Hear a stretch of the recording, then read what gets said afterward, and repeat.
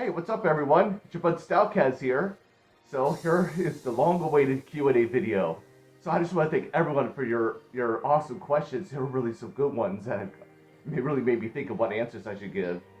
So before we continue, go ahead and subscribe if you haven't done so already. Alright, let's get to it. First up, we have Eddie Barrientos asking, what is my favorite ice cream flavor? Well, after much pondering and rumination, I've come up with chocolate chip cookie dough. That has to be my ultimate favorite.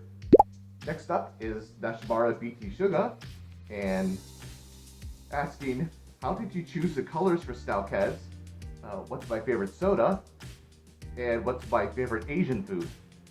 So how did I choose the colors for Stalkaz? Well, I'm not that creative a person, as you may or may not know, so I just went with the traditional brown, and then later on then I came up with some of the markings like the star and the horseshoe and stuff like that. So it was just simply due to lack of creativity. The next one, my favorite soda? That's a really good question. I would have to say of all time, including ones that are currently in production and also all time that may be discontinued, I would have to say Coke's product Surge. It was a really big hit back in the late 90s, maybe early 2000s. And it was really, really good. I completely forget how it tastes, but I just remember it was freaking awesome. As far as sodas that are currently in production today, I would go with Mountain Dew. And finally, my favorite Asian food. Again, really good question, and it's hard to narrow down just one. I would have to say lo mein by just a sliver. I just started eating some Thai food, and pad Thai is amazing. But so anything like with noodles in it would have to be a hit. All right, next up is Yes. How did you become a furry? How did you make your fursuit? If so, any tips? Why did you start a YouTube channel? And any thoughts on Zelda? And do you like any video games? So, how did I become a furry? Well, I actually made a video on that subject a while back, entitled How I Became a Furry, conveniently. But just to give you the Cliff's Notes version, I pretty much have been a furry my entire life, and I've been watching all the Disney anthropomorphic movies all my, a good chunk of my childhood, and I really got into Pokemon and Digimon, and and one thing led to another, and I started, just basically coming across the furry fandom online, just out of coincidence, and I saw all these awesome fursuits, and like, wow, those are so awesome. Maybe I should look into this, and then one thing led to another, and voila, here we are today with Stalkaz. And so it's really hard to pinpoint, and I think you probably agree, for those of you that are furries out there, it's really hard to pinpoint exactly when you became a furry. It's pretty much just like a discovery of when you became a furry. Alright, did you make your fursuit, and if so, any tips? Unfortunately, I do not have the skills to make a fursuit, and it does seem kind of daunting because it looks really, really difficult. But I know a lot of people out there do make their own fursuits, and I give major props to them because it's a really good skill to have. So I actually commissioned the maker Roofer, and they're probably the most famous client to date is Nas Hyena. And if you haven't checked out their channel, I highly recommend it. He comes with some awesome content. It's all original. It's funny comedy. It's really, really good stuff. So yeah, unfortunately I did not make my own fursuit. And even though I didn't make my own fursuit, I often hear some tips would be to just do a lot of research. There's a lot of like YouTube tutorials. A lot of people suggest either starting off with like a pre-made base that you can buy, or like for instance buying a raptor mask in a lot of stores and working off of that just to get your feet wet, so to speak. So that would be my advice, and just keep practicing, just like with anything else. Why did I start a YouTube channel? That's a very, very good question. So, in some of my videos I kind of briefly mentioned it, but up until this year, 2020, I've been watching a lot of furry YouTubers, and however, I wasn't really actively involved. I wasn't making my own content, wasn't drawing, doing anything like that. And then due to the whole situation in 2020, starting in March, I was able to start working from home, which allowed me more time, and subsequently, with more time, I had more opportunities. So I was like, you know what? Why don't I go ahead and start making some YouTube videos just to see what it's like? And then and here we go again. One thing led to another, and voila, here we have Stalkaz today.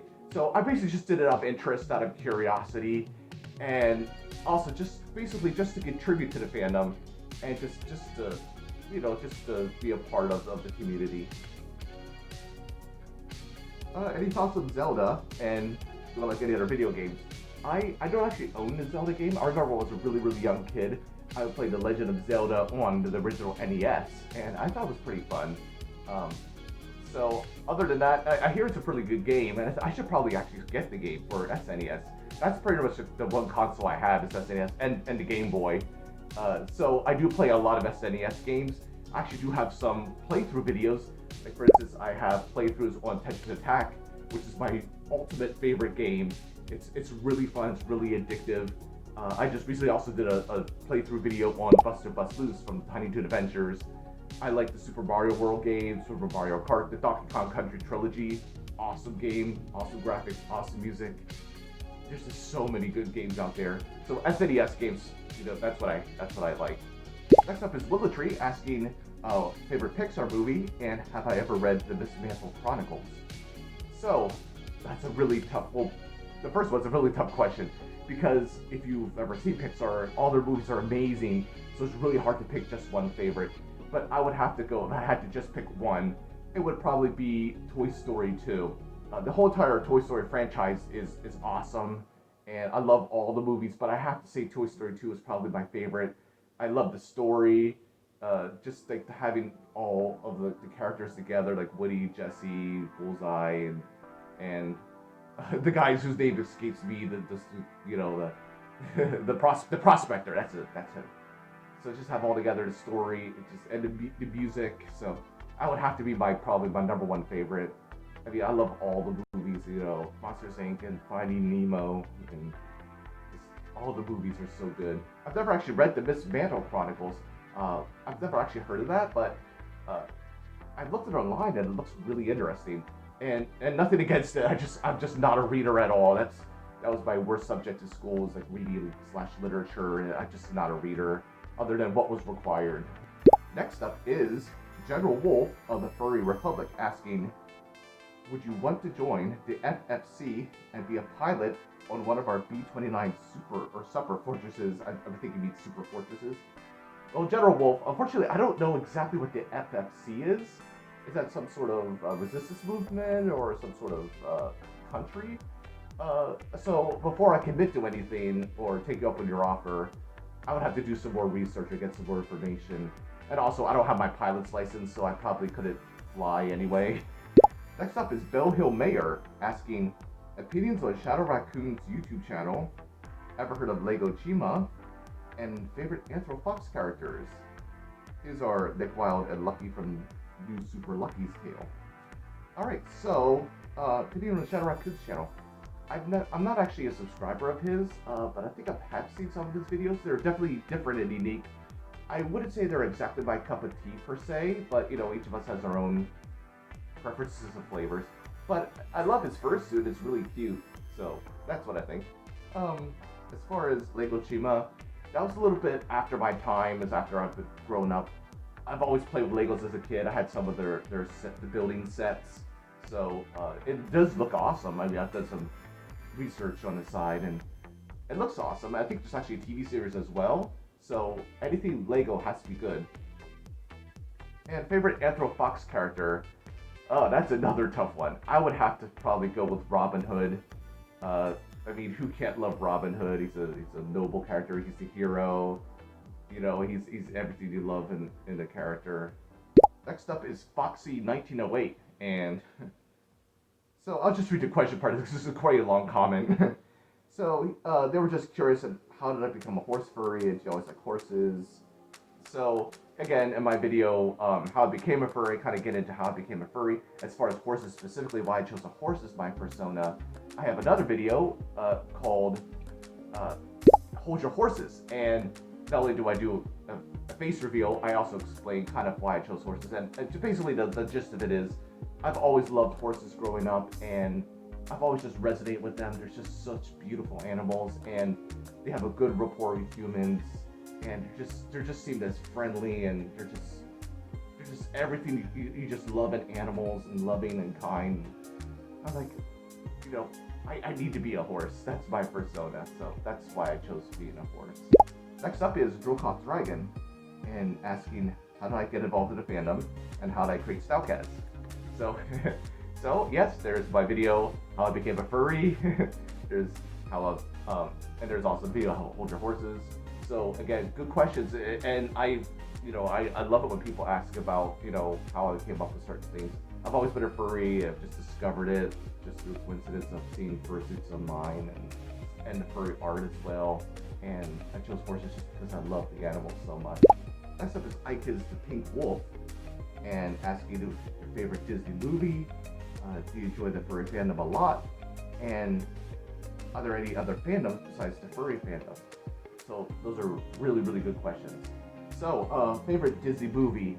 So that's really, really hard to pick, and I guess you consider both the animation and live action. I would have to go with Beauty and the Beast, the animated movie that came out in the early 90s. I was a little kid when I first saw it, and I love the story, the animation's wonderful, the music's amazing. I just fell in love with it and never stopped loving it. So if I had to pick one movie, that would be the one. Do I enjoy the furry fandom a lot? Absolutely. I love the furry fandom. This is the place where I belong. I fit in, just like that missing puzzle piece that you've been looking for. And I just absolutely love being a part of the fandom.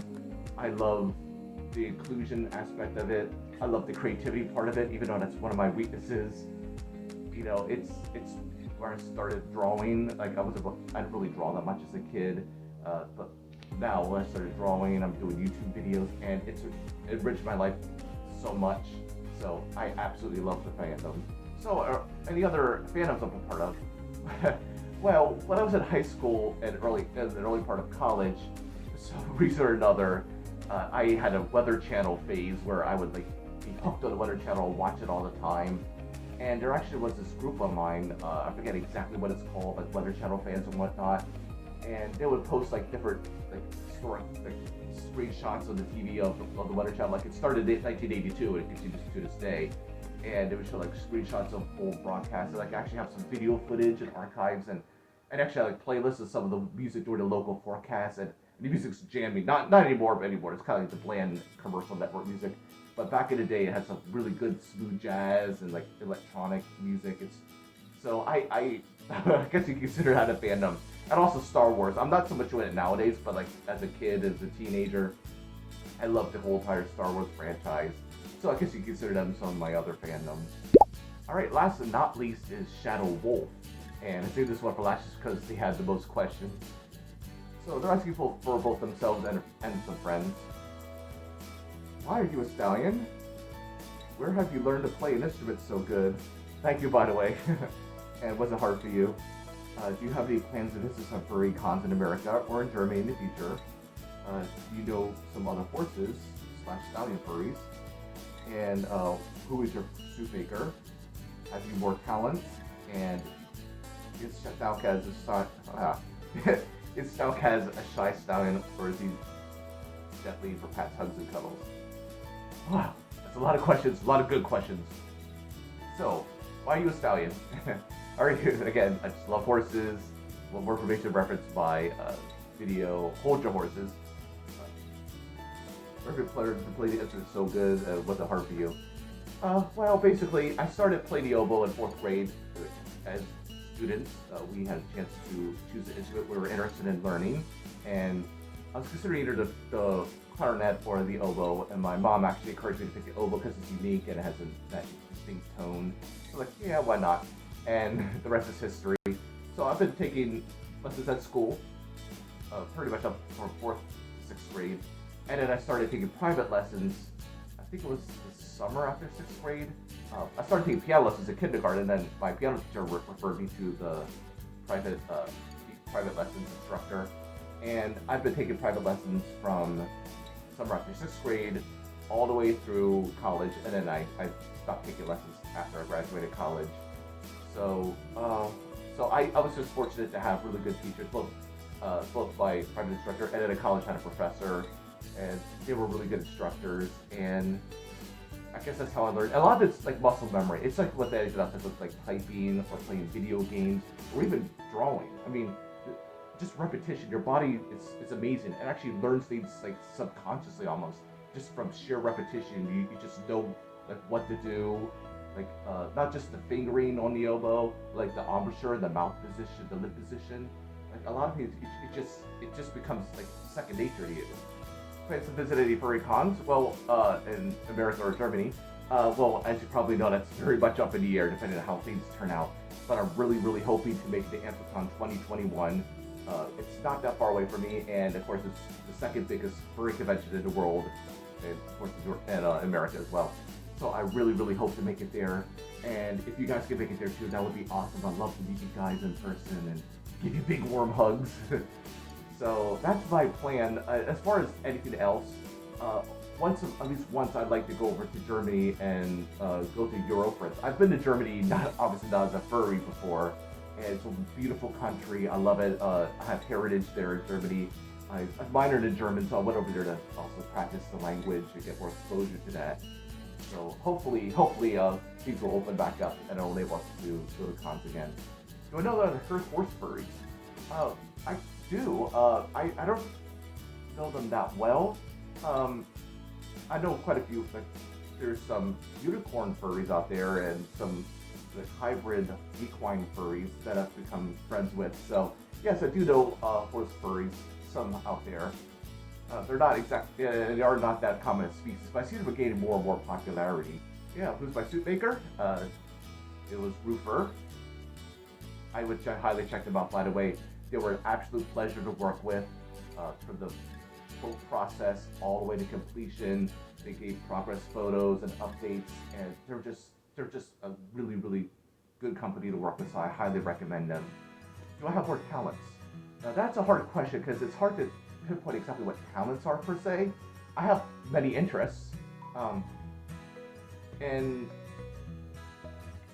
for instance, when I was a Boy Scout, I actually became an Eagle Scout, and in Boy Scouts, as you probably know, there are things called merit badges, and I think that's a good idea because it exposes you to so many different interests, and not only just for hobbies, but potential future careers.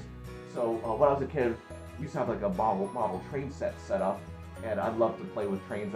And to this day, I still love trains. I love riding in trains. So obviously, it's not a talent, but it is an interest. I recently started drawing. I'm not sure exactly consider that a talent or not, but that's again another interest. I guess an actual talent would be just random trivia facts. I've always been good at like Trivial Pursuit and like playing Jeopardy and stuff like that. Just gaining knowledge and stuff like that. Like I majored in geography mainly because I love maps. I love geography. So I guess you could consider those talents. So my main talent is music, as you probably can guess. And last but not least, is Stalkaz a shy stallion, or I'm not exactly sure what the second part means. I would have to say actually yes, because when I came up with Stalkaz, it's pretty much just the equine form of myself as a person, and I've always been painfully shy growing up, and part of being in the fandom has enabled me to come out of my shell a little bit more and express myself. So, and I definitely have a lot more talkative and more assertive, but there's still parts of it that are pretty reserved. So I would have to say yes, Stalkaz is a pretty shy persona. And as you know me, I love hugs, so I'm definitely open to any hugs that you want to have. So yeah, I may be shy, but I'm very huggable. So I just want to thank all you guys again for those awesome questions. It really got the wheels spinning in my head. I had to think, and so thanks so much for your interest in learning about Stalkaz. So I just want to wish everyone a happy, safe, healthy, fruitful new year. So go ahead and give this video a like, go ahead and comment, and subscribe. This is Stalkaz. See ya!